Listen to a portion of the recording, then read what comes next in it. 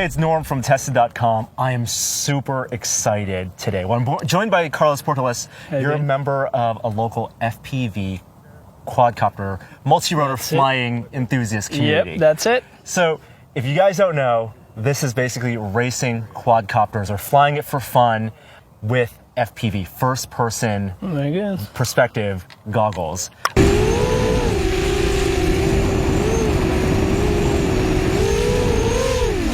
You are flying a quadcopter that you made Yeah. and viewing what the quadcopter is seeing, not by looking at it, but by looking through Seeing its through eyes. the glasses. That's it. So how long have you been doing this? Well, I started doing this with regular building quads and flying them, just looking at them instead of using the FPV. But, I got a little, not bored, but I needed something new. And then all of these things start coming out, glasses and little ones that you can carry everywhere. And that's what I got hooked again and start going like crazy again all the time.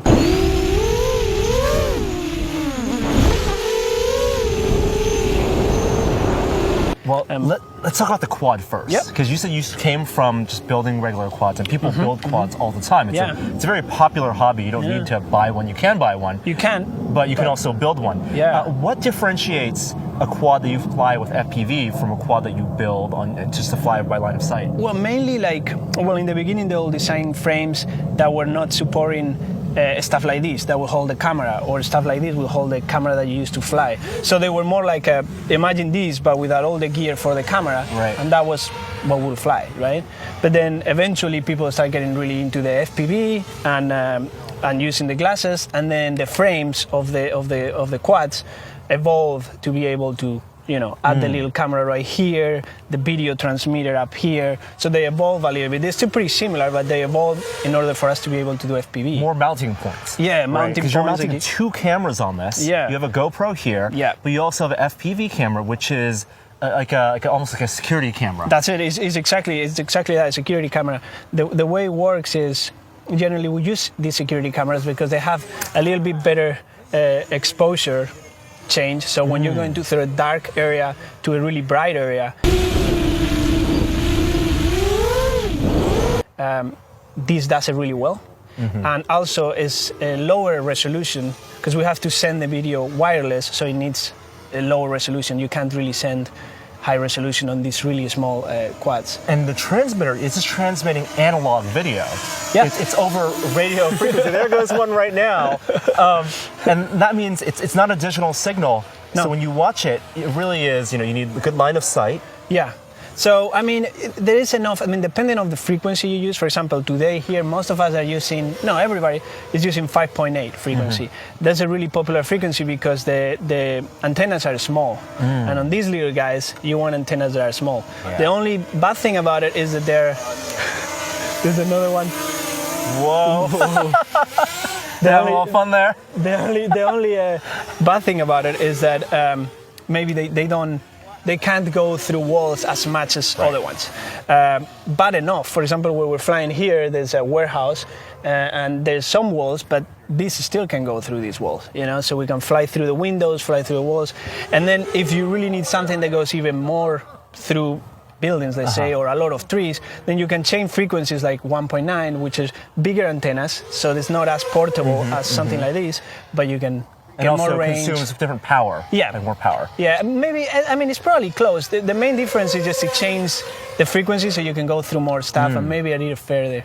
But, And the cool thing about it being an analog transmitter and signal is that you can watch this, but someone else can watch it too. It's open for anybody who have a receiver on the goggles or you can see there's also a screen with a receiver on it. You can flip through channels and just see whoever is flying. So anyone laying down there, on a lawn chair or something, they can wear a similar pair of goggles. They're not going to interrupt your flying because they're just tapping in. They're tapping in. Here you see you have a channel.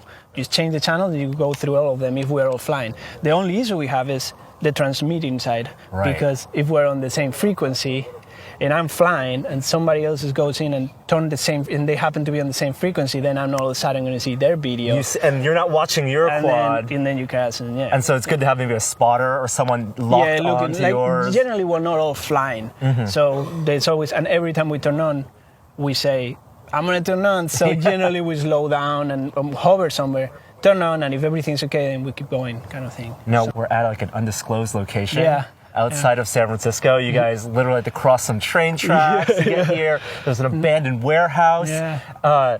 Is this kind of activity, is just like a more underground type of quad flying? I think so. I mean, I think it's getting pretty popular now. I'm enough to like, I mean, more videos come online. People are seeing these things, the small ones, the big ones. The small ones are really popular now because the racing and the possibilities you have. You can take it anywhere in a backpack and fly through trees, fly through here. And it's getting really popular. So I think it used to be really underground, still is, but eventually it's going to get to a point that a lot of people are going to want to do these because it's so exciting. It's not that difficult to get into. No, I mean the basic components. I mean, you can build one of these things in like half a day. You know, if you know online now, you can read everything.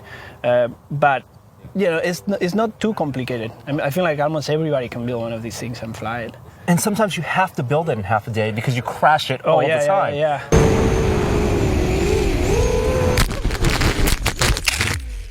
You guys plan on leaving here maybe with not all of them intact. No, definitely not.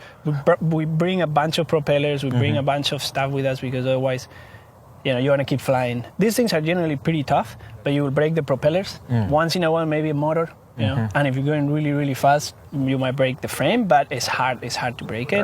Right. The thing is, when you do this a lot, you know, it's not too expensive, but when you start breaking things, you know, you spend some money. You have replacements all the time that you can change. And well, I'm lucky enough that I have a sponsorship, so I can get, you know, stuff. So I can be a little more risky.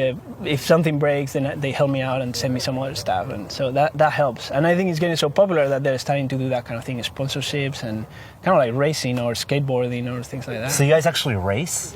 Well, we do, yeah. Here, I mean, we practice a lot here, but eventually we'll start organizing something a little more. You know, more robust, because right now it's just a group of friends meet up here and just fly around, do a little circuit here and just go around the place. But eventually, I think, I mean, and it's happening already in some areas, but there will be organized, you know, fun events where everybody races and it's a real competition. Right. And even essentially, like they were saying, like having the audience being able to, you know, a bunch of screens. Having the audience being able to see the racers. Right, they can amplify the transmission, and everyone in the audience is wearing the FPV. If you keep escalating this, it can be like, that's so cool. Or even putting like, we're even talking like, if you have some kind of a fence in the middle of the circuit and the audiences are inside, and these things are flying around and you're protected with a fence, that would be like seeing these things flying towards you and then going over you, you know, it's just a lot of fun. What type of maneuvers do you like doing? Like you fly indoors and outdoors, like going through windows or? Oh yeah, I mean, you can do all kind of stuff. I mean, here you can go through windows, like rolling through windows. You can do loops, I mean, these things, when you start getting the hang of it, they can do crazy maneuvers. And they're really interesting maneuvers because we're used to seeing a lot of airplane maneuvers, right? But these things work differently. So you can do things that you've never seen. It seems weird when you're watching it, but it's just new stuff. The experience of just flying with an FPV, how is that different from flying with line of sight? You have to use audio cues as well? Yeah, I mean, it's really interesting if you've never done it before. It's kind of like your brain, when you do it more and more, your brain kind of gets a little confused because even the first time as I was flying, the first time that I start doing this, you will see yourself. And when you've been flying for a while, you'll think, oh, there's a guy there. It's an out-of-body experience. Yeah, you really get to that point, but it's just like you're outside your body. But yeah, you kind of change the way you fly. In fact, I used to fly really well, point of view, just looking at it, and now I have a harder time because I'm so used to just seeing from the camera. You know, it's kind of like your brain gets tuned with this, and it's like now it's hard to like calculate the distances without being inside the... And there are the advantages of having a smaller quad, more maneuverable quad, and you can zip around. Yeah, to me, it's like the size thing is just put it in a backpack, have it on the car, driving somewhere, and I say, oh, I have some time. Well, there's at least a forest there, there's nobody there, because that's important. Just always being safe and not flying in places where there's nobody. That's why we love this place. There's nobody here. And you can't hurt anybody. You know, it's just simple. It's completely abandoned, except for other quadcopter enthusiasts. We found like props broken in the trees. There are GoPros over there, SD cards lying on the ground. There's some. I mean, so some days everything goes well, nothing breaks, or maybe just propellers. I don't think we've been here a day without breaking at least propellers. Yeah. But you know, generally, in this place, we kill some of these things. You know, with big crashes, some stuff breaks because obviously the concrete and the bricks. If you're going too fast, hit one of those and it's gone. That's thrilling. I can't wait to put on one of these goggles and watch you fly. Yeah. Let's go check it out and enjoy some flying. Cool. Sounds good. Thanks, man. 3, 2, 1, jump!